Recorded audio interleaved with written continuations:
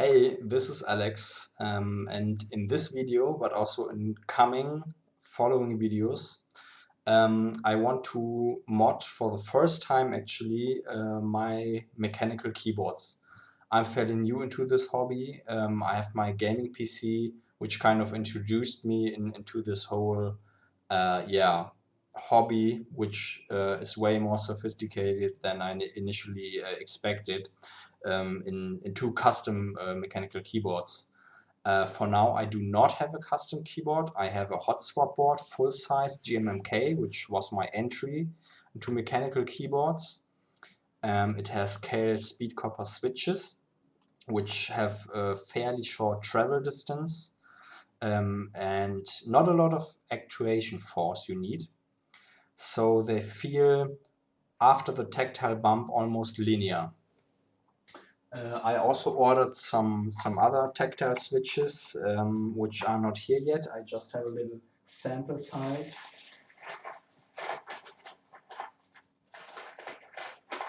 It's from a German manufacturer called Keychron. I read that they are loosely based on the T1s, which I haven't tried out, so I cannot offer you any experience.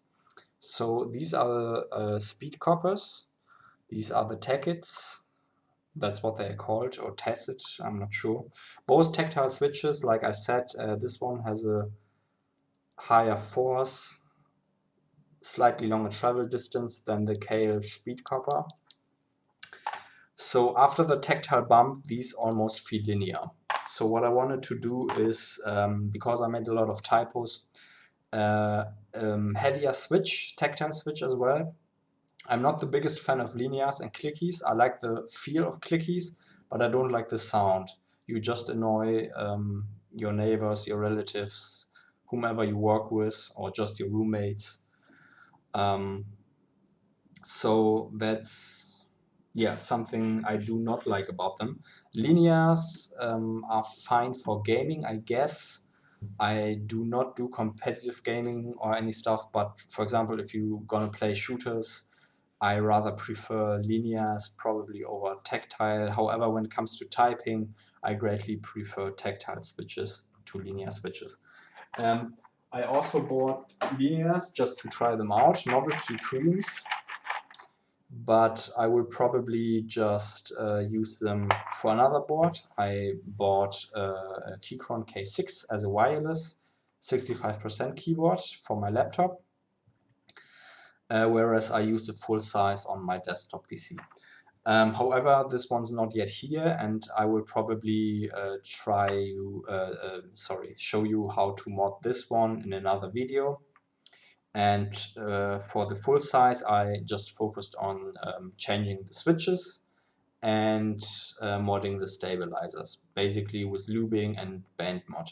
Now, the new switches are Kailh Box Burnt Orange, also tactile switches, slightly longer travel distance, slightly higher force you need for them. And what I also did is to put O-rings on the keycaps. And I just wanted to see how it feels and how it sounds, because my main concern is that the rattle is too loud and it doesn't feel and sound as nice as I would like the board to be.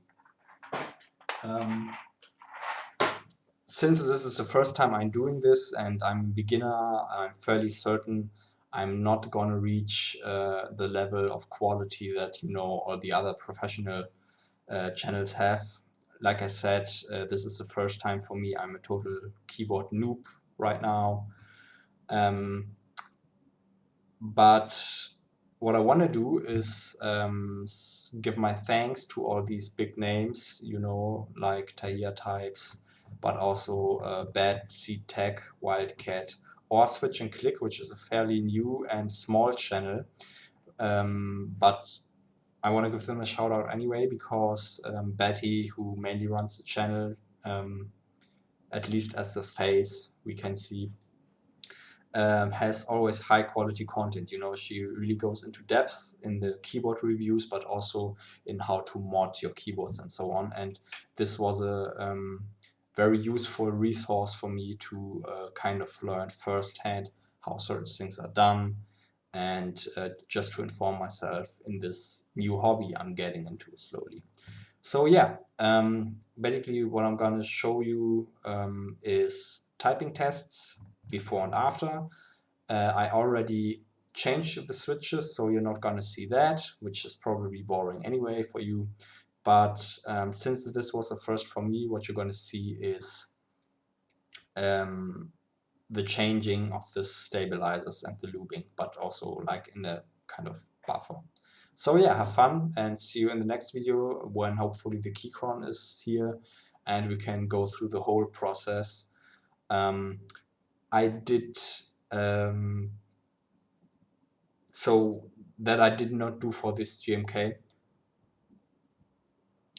I did not do it for the GMK, but for the Keychron K6, once it is here, I think I'm going to change the switches. I'm going to make before and after tests like the vanilla version of the board, basically with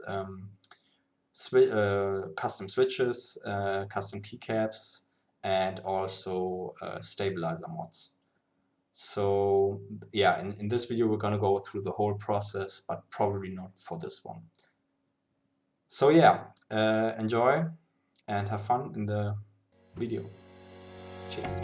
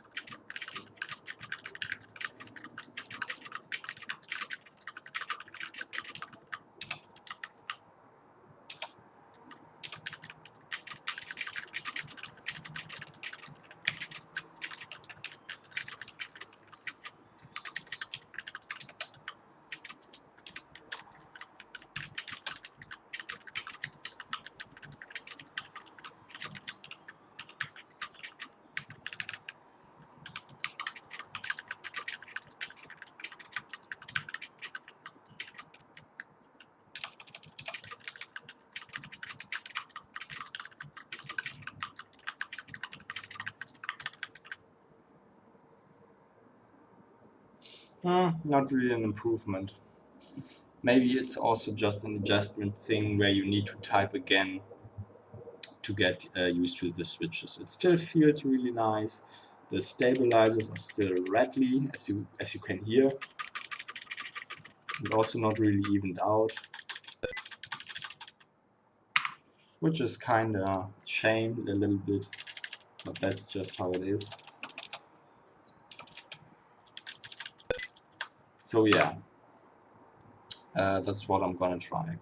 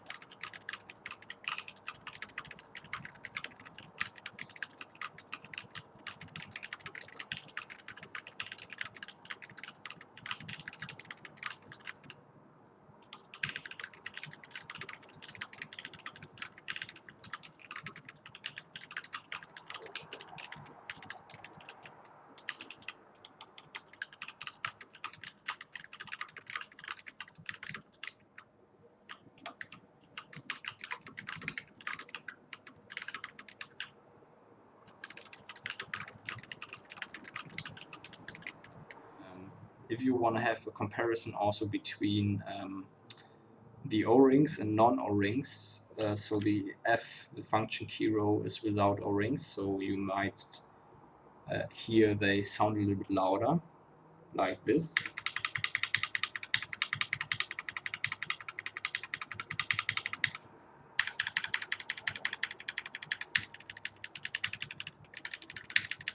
So these are different switches. These are the Kailh Speed Copper, and I bottom out fairly easy.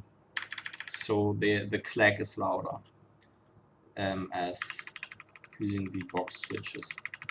So now if I use one of the box burnt orange switches with the O-rings, it's quieter. The rattle, or rather the echo from the case, is not as pronounced, which is quite nice. Also, I feel the switches feel a little bit better than the more rattly ones. So overall, I'm very pleased, and actually I wouldn't have thought that just having O-rings on the keycaps would improve the sound and also the feel so much. As you may recall, these switches are not lubed. I may do so in the future. For now, I do not, especially because these switches, the box switches, as far as I know, they come factory lubed, and it is not advised to lube box stamps anyway. So I probably will not do for these switches, but maybe do for the Kailh Speed Copper. But that's for another time. So as this is now my main keyboard, I'm quite happy with how the sound came about. Now these stabilizers are band-aid modded and looped. I put the board back together. It is an improvement, however the rattle is not totally gone. What I think here is the issue is how much loop do you put? How big are the band-aids, because on this side they are a little bit smaller than on this side, and for the numpad keys, for the bigger ones. And I think these sound a little bit nicer. Also, the spacebar rattle is not completely gone.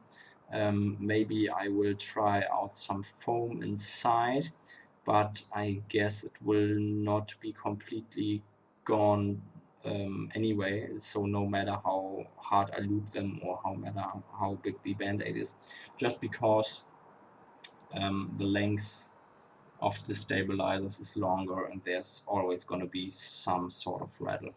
That being said, it feels nicer, it feels way nicer, it is way quieter. You can still hear them, the stabilizers, but I think it already has improved. Maybe not as much as I wanted to, but you know, I take what I can get. For the first time, I think it's already an improvement.